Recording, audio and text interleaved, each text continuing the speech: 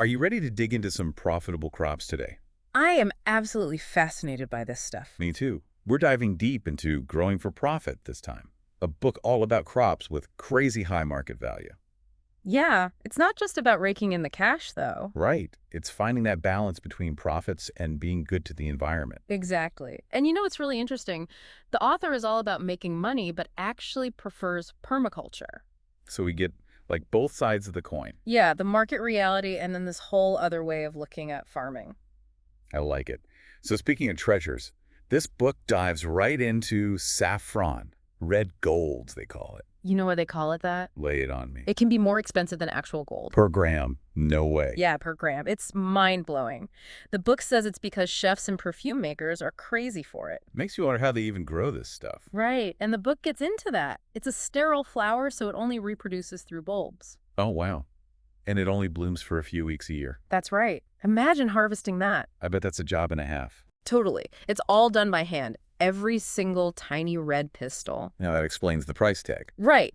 The book even quotes a farmer who says harvesting saffron is like meditating in purple. Meditating in purple. Yeah, you're hunched over for hours, just carefully collecting those tiny threads. That's wild. Yeah. Okay, let's shift gears to something a little easier for us regular gardeners. Sure. Medicinal plants. Ah, yes. I've been trying to use more natural remedies, and this book highlights 3 big ones. Let me guess. Turmeric, echinacea, and ginseng. You got it. What does the book say about those? Well, it goes deeper than just their benefits. Like for turmeric, it explains how curcumin, the active ingredient, is being studied a lot for its anti-inflammatory properties. Interesting. I knew turmeric was good for you, but I didn't realize it was such a big deal in research. It is. And then there's echinacea, your go-to immune system booster, especially when you're feeling under the weather. Okay, what about ginseng? Ginseng. Oh, it's been used in Chinese medicine for ages to fight stress and boost energy. So we've got the anti-inflammatory champ, the immune system buddy, and the ancient stress reliever. Right. It's like having a natural pharmacy right in your garden. I love that. And the best part is you don't need a ton of space to grow them. That's what the book says. Even a small garden or some pots will do. Perfect for apartment dwellers like me. Now, the book also mentions mountain parsley. What's the deal with that? It's getting really popular for cosmetics and medicine.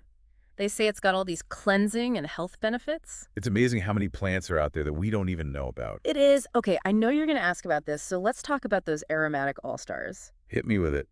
Vanilla, cardamom, and coriander. My senses are already tingling. And your wallet might tingle too because these spices are worth a lot. Vanilla especially. Really? Why is that? The pollination process is super specific. There's this special bee in Mexico that does it, or you have to do it by hand. Wow. It's like an art form. It is. And then there's cardamom, the third most expensive ingredient in the world after vanilla and saffron. I knew it was fancy, but wow. And coriander. I use that all the time. Both the leaves and the seeds. It's a workhorse in the kitchen for sure. Okay, we've covered some amazing plants here, but what about something a little more exotic? I was hoping you'd say that. Well, the book takes us to the tropics next with 3 fruits you might not have heard of: goji berries, physalis, and acai. Ooh, those sound intriguing. Tell me more. Well, they're not just pretty to look at, they're packed with good stuff too, like goji berries. They're loaded with antioxidants and supposedly boost your immune system. I've heard of those, but never tried them. What about physalis? Physalis. They look like little lanterns, and they're full of vitamins C, A, and K. Wow. And acai, that's another one I've heard of. Acai is like a superfood full of fiber and omega-3s. Good for your heart and brain. So these fruits are delicious and good for you. It's a win-win. The book even says they're becoming popular for how they look on plates and in food. So they're like edible works of art. Exactly. Yeah. Now, for those of us who don't have a ton of space, there's a cool solution. The book talks about hydroponics. Hydroponics. The future of farming, some people say. It does feel futuristic, doesn't it? Growing plants without soil? So no more getting my hands dirty, I'm in. Well, it's not that simple. The book says it works by giving the plants nutrients directly from water. So no soil at all. Nope. But there are some serious advantages. Yeah. It saves water, you get more produce, you can control the nutrients perfectly, and you don't have to worry about soil diseases. That sounds amazing. What's the catch? The book says it's not for beginners. You need to know what you're doing. But the potential is huge, especially if you don't have much space. I might have to try that someday. Okay, so we've got these high-tech gardens, but then the book goes back to something more natural. You mean mushrooms? And shiitake and champignons. Those are some popular fungi. And guess what? There's a growing market for them. Really? I always thought they just magically appeared overnight. Well, they do need some help. The book says shiitake mushrooms usually grow on logs. I've seen pictures of that. It's so cool. It is. They basically inject the logs with spores and then create the perfect growing environment. What about champignons? Those guys love compost. They even form these cool squares when they grow. So different mushrooms, different styles. It's fascinating. It really is. The world of fungi is full of surprises. Okay, so we've gone from saffron, that's more expensive than gold, to exotic fruits, to mushrooms popping up on logs. Yeah. This Growing for Profit book is packed with amazing information. It is. It makes you realize that profitable crops are more than just about making money. It's about connecting with nature, being healthy, and creating a good future. I totally agree. And it all starts with understanding each plant, how to grow it, and what it can do for us. Exactly. This deep dive has really made me want to learn more about agriculture. Me too. And it's made me realize that you don't need a farm to get involved. A windowsill, a balcony, even a basement can become a garden. That's the beauty of it. Anyone can do it. Exactly. Yeah, anyone can grow something.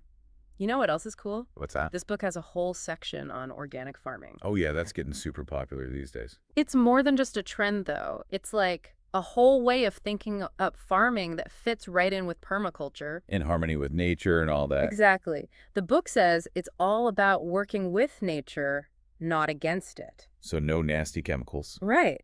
And it's about protecting all the different plants and animals out there. Which is good for the environment and for us too. Exactly. It's a win-win. And you know what else? One. The book says organic produce can actually make you more money. Really? How so? People are more aware of what they're eating these days. They want food that's good for them and good for the planet.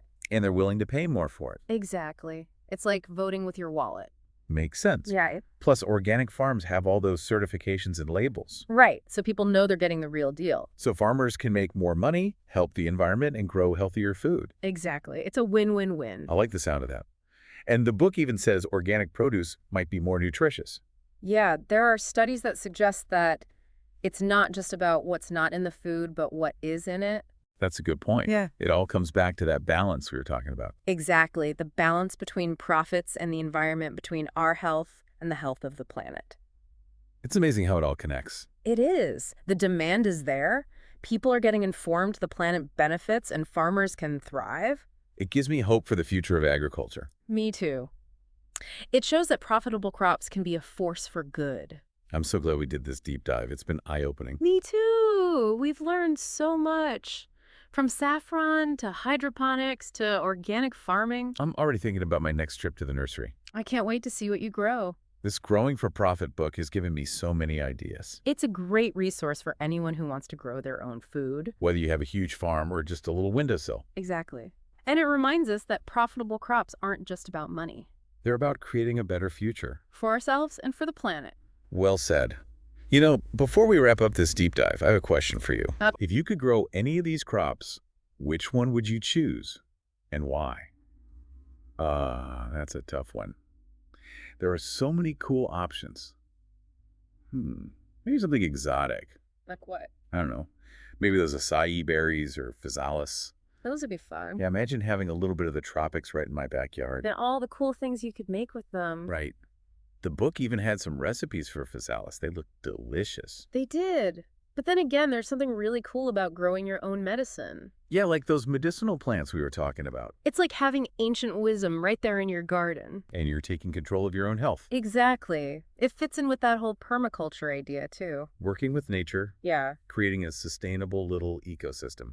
I like that. Plus, there's the wow factor of some of these crops. Like saffron. Exactly. Who wouldn't want to say they grow something more valuable than gold? I know, right? Imagine giving people a tour of your garden. And you're like, oh yeah, this is my saffron patch. It's a bit tricky, but so worth it. They'd be so impressed. Yeah. But honestly, it's a hard choice. Take your time. Think about it. Yeah, I might have to reread some parts of Growing for Profit and see what really grabs me. That's the best part of this deep dive. It makes you want to learn more. It really does. This book has opened my eyes to the world of agriculture. It's amazing how much potential there is. And it's not just for farmers. Anyone can do it. Even if you just have a windowsill or a balcony. Exactly. You can grow herbs, exotic fruits, even mushrooms in your basement. So many possibilities. This has been an amazing journey. It has. Growing for Profit is a must-read for anyone who's even a little bit curious about this stuff. Absolutely. Mm. And who knows, maybe one of our listeners will be inspired to write their own book someday. Maybe a sequel to Growing for Profit. With their own unique twist. That would be awesome. Yeah. Well, that's it for our deep dive into profitable crops. Thanks for joining us, everyone. And happy growing.